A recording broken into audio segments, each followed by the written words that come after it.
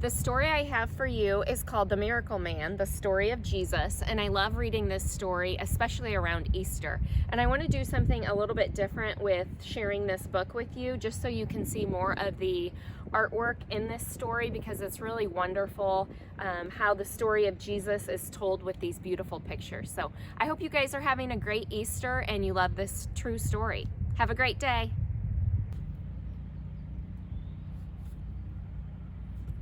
Miracle Man, the story of Jesus by John Hendricks.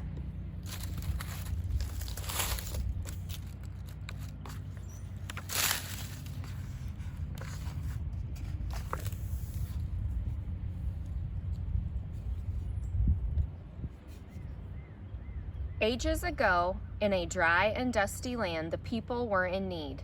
The land was a sick place in need of healing. The land was a blind place in need of sight. The land was a thirsty place in need of water, the kind of water that would last forever.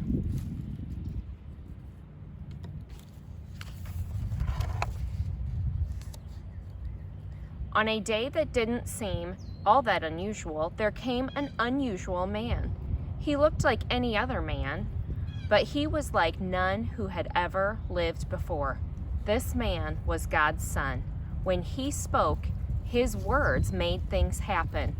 His words came alive.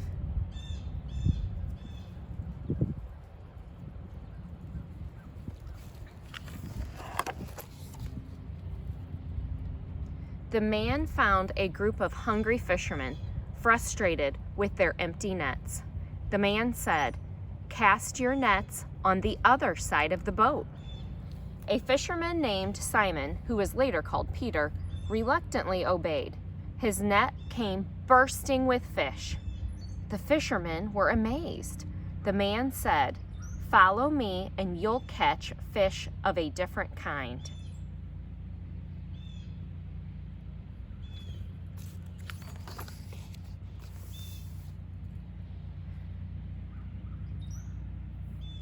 The fishermen followed the man. They traveled to a town. As they walked, a leper came alongside them. The fishermen kept their distance, afraid of the leper's disease. But not the man.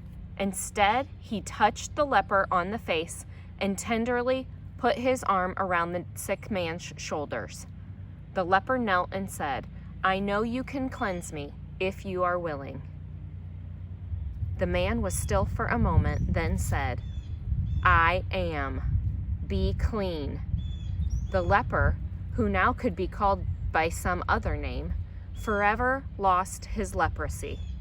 The astonished fishermen knew this man was not like them. This man was a miracle man.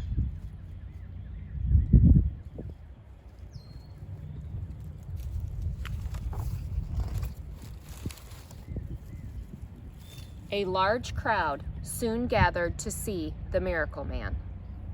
The friends of a boy who was paralyzed hoped to get him to the miracle man, but the crowd was just too large.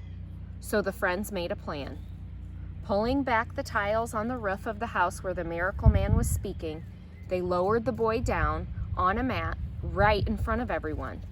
When the man saw their faith, he said to the boy, "Friend, I am God's Son, sent to heal and forgive. You are whole again."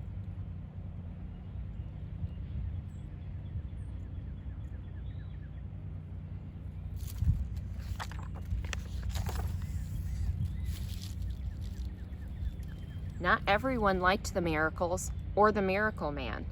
There were some in the crowd with fancy clothes who taunted him. "You claim to be God's very son? Are you a magician or just a liar?" The miracle man stood quietly and then said to the boy, "Friend, I say, rise and walk." The boy stood up gingerly at first and then ran right past the taunters in their fancy clothes. Those men were powerful, and now they were angry. They hated how much the people loved the miracle man. They knew he was trouble.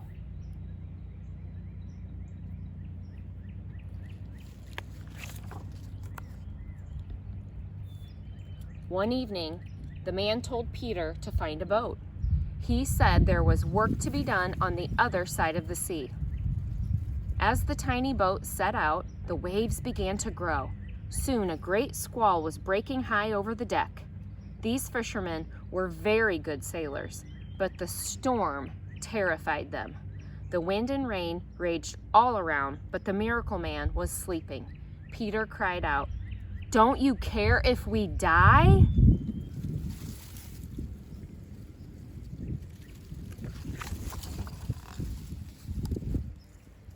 The miracle man stood and roared, "Be still!" And the storm ended in an instant. The man looked at the trembling fishermen and said, "I am the Son of the living God who made the water and the winds. Did you forget who was in your boat?"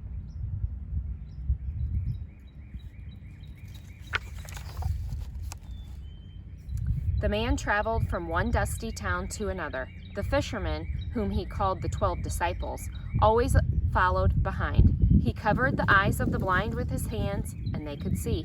The sick touched his robe and were made well. But the endless crowds made the man tired. One night, he told the disciples, "I need to be alone for a time." The disciples sat around their small fire together and worried. Will he come back? He said he's God's son. Will the miracles end someday? Why do we follow him? One doubtful disciple said, "Those powerful men are very angry that he said he's the Son of God. He should not say that anymore."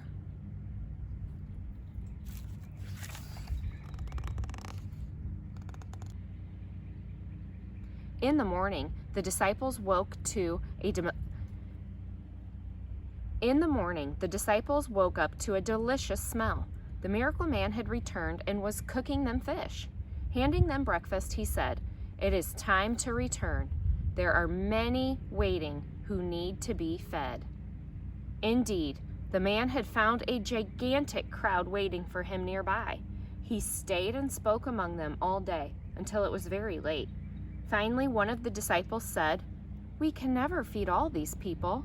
You should send them away so they can find something to eat."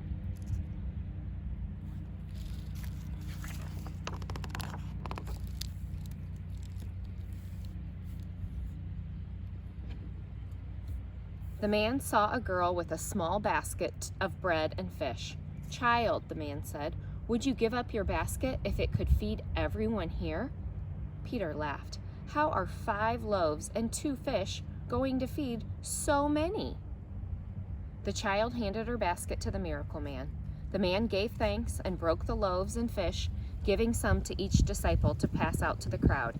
He kept breaking and breaking and breaking and filled every mouth with bread and fish. "How is this possible?" The miracle man said, "I am the bread of life. With me there is abundance forever."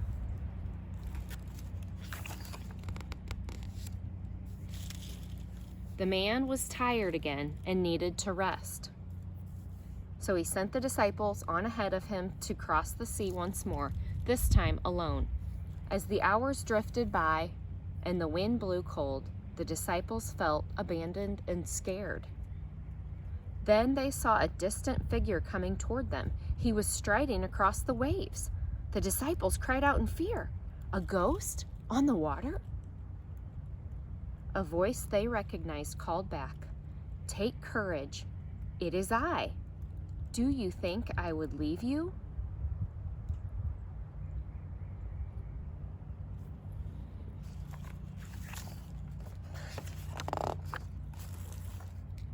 Peter leapt out of the boat, his feet held firm on the sea just as if it were dry land. With his gaze fixed on the miracle man, he walked on the water.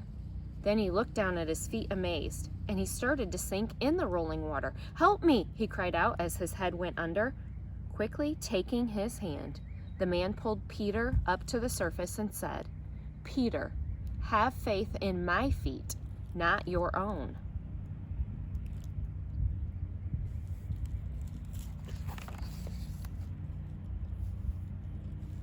After their journey, the man called his disciples. After their journey, the man called his disciples together for a meal. He blessed the bread and wine and said, "It is time for me to leave you. I will be broken like this bread and poured out like this drink. One of you will betray me, and the flock will be scattered." The disciples were astonished and cried out in denial. As the shouting grew, the doubting disciple, called Judas, fled from the table.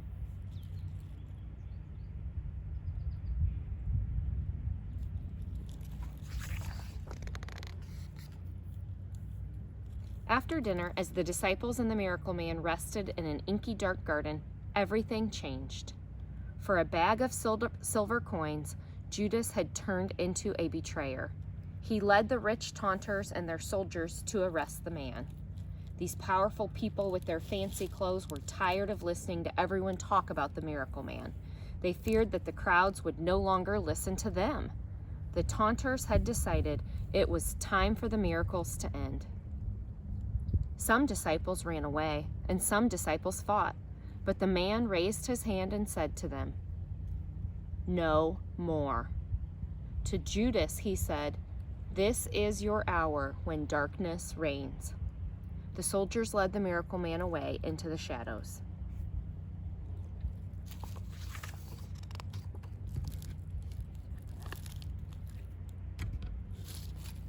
The miracle man was sent to die. The disciples, who just wanted to be called fishermen again, were heartbroken.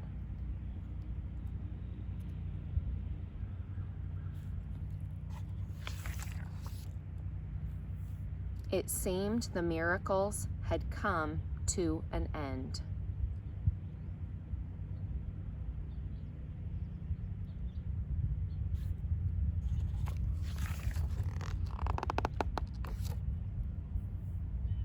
But God's Son, Jesus, the miracle man, had in store one last glorious miracle.